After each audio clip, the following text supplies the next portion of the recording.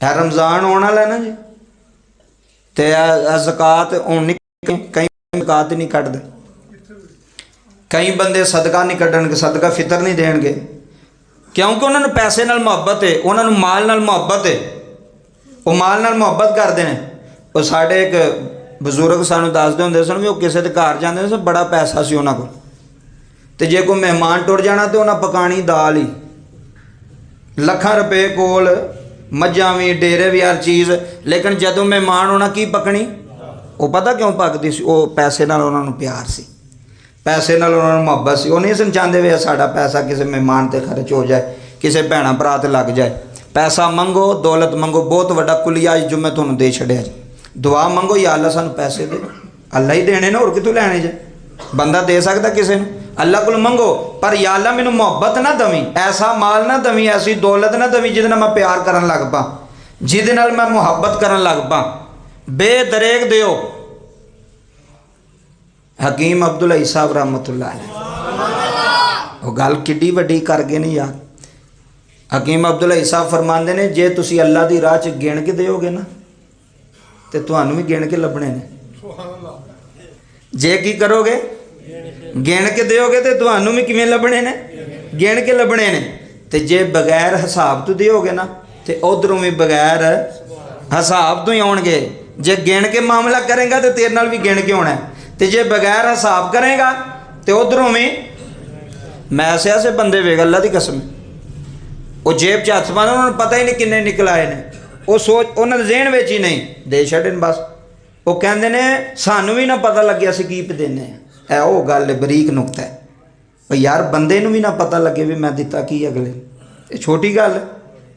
इत्थे लोग तख्तियां लवांदे ने अपने नाम दी, इत्थे लोग आंदे ने भाजी मेरा नाम लिओ जुम्मे विच जी, मैं काम कीता जनाब, मैं बल्ले बल्ले अपनी इंज दा काम कर, जे गिण के देवेगा तो तेनों भी गिण के आने ने, तो जे बगैर हिसाब देवेगा तो लभने भी।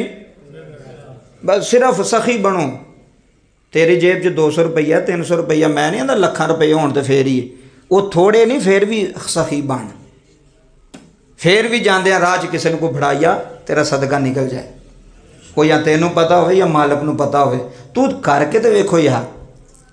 मैं अल्लाह दी इज्जत की कसम उठा के कहना है, ये छोटी कसम नहीं है, और मिंबरे रसूल ते बह के और अल्लाह के घर बह के कहना, फिर भी किसी को यकीन ना आवे तो दी मर्जी। अल्लाह के घर बह के मिंबरे रसूल ते बह के आना, बगैर हिसाब दिओ, बगैर हिसाब मिलेगा। यह आजमाई हुई चीज़ है, ये आजमाई हुई चीज़ है, यह किसी की गल नहीं, बगैर आजमाई हुई चीज़ है। बगैर हिसाब दिओ, अल्लाह बगैर हिसाब तुहानूं देगा, किसी माड़े नूं, किसी गरीब नूं। बड़ी दुनिया यार, बहुत दुनिया, जेडे लोग आते सानू माड़ा नहीं लभदा, बहुत दुनिया माड़ी। रोडां ते निकली दा जाईदा वेखी दा, छोटे छोटे बच्चे अजे बेचारियां दी उम्र स्कूल जान दी 12-12 13-13 साल, किड्डे किड्डे बच्चे ने यार, वो भी चीज़ां बेचदे ने। गुरबत लैके आई उन्होंने रोड ते, कोई शौक नाल नहीं, वो कोई बच्चे ने मां भेज दी, खामन दुनिया तो टुर गया, यतीम हो गए ने बच्चे, हुण किन्ने इन्हां नूं सामभणा जी। जिन्नी रौनक है ना थोड़े सिर ते वे थोड़े बच्चियां दी, मेरी गल याद रखियो। अज बाप गया, कल बच्चों को किसी पूछना भी नहीं। ऐ बच्चे जेडे आंदे सन असीं चौधरी हाँ जी, असीं इंज जी, इन्हां कल रोलदे होना गलियां च, किसी पूछना भी नहीं। तो इस वास्ते अज किसी नाल करो तो कल नूं तुहाडा वक्त भी अच्छा गुजरेगा। सखी बनो, कंजूस ऐ ना वेखो भी मेरे को 500 होवेगा तो फिर देंगा ना, जिन्ने है नहीं उन्हां विचों कुछ कढ दे। कोई राह च कोई बैठा है, कोई इंज दा बैठा, कोई फकीर है, कोई मंगण वाला, कोई इंज दा।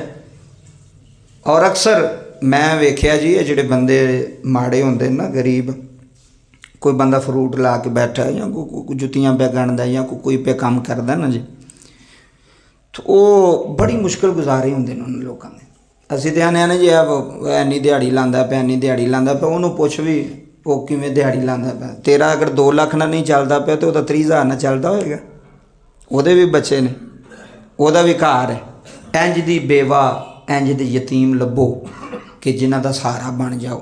ज़्यादा नहीं, अगों रमज़ान आने वाला है, उन्हां दे घरां च राशन पा दिओ, उन्हां दी हैल्प हो जाए थोड़ी जी। अगर तैनूं 10,000 की तौफीक है तो 10,000 की चीज़ दे दे, या 5,000 की तौफीक 5,000 की दे छड़।